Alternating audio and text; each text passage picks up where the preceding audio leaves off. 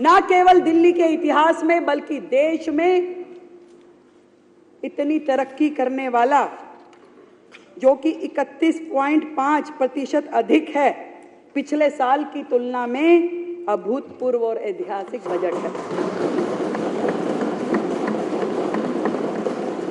अध्यक्ष महोदय, जहां साल दर साल बजट बढ़ने की बजाय घटा, जहां जीडीपी की दर पूरे देश की तुलना में कम रही, राष्ट्रीय स्तर की अपेक्षा दिल्ली की प्रति व्यक्ति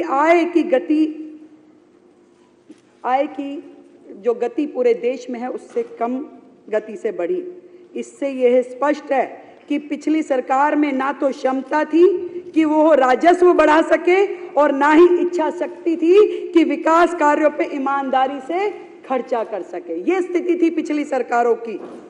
और दिल्ली की वर्तमान स्थिति में ये स्पष्ट दिखाई देता है कि बुनियादी ढांचा और नागरिक सुविधाएं पूरी तरीके से ध्वस्त है, पूरी तरीके से ध्वस्त है। यही नहीं, ये आंकड़े पूरे तरीके से फाइनेंशियल मिसमैनेजमेंट का स्पष्ट परिणाम है। स्पष्ट कि किस तरीके से दिल्ली की जनता को धोखा दिया गया।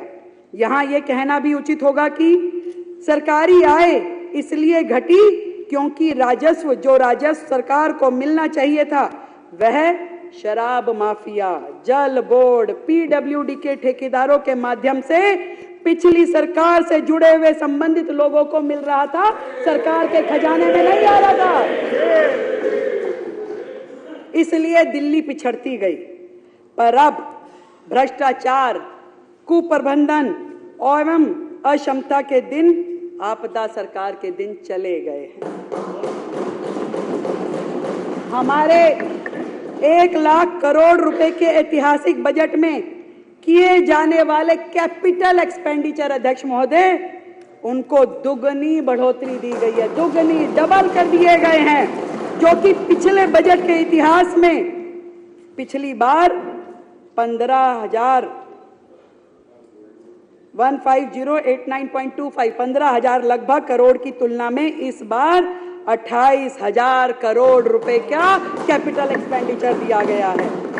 विकसित दिल्ली के बजट में कैपिटल एक्सपेंडिचर की इस राशि का आवंटन सड़कों, नालियां, सीवर, शिक्षा, स्वास्थ्य के प्रति हमारी प्रतिबद्धता का स्पष्ट प्रमाण है।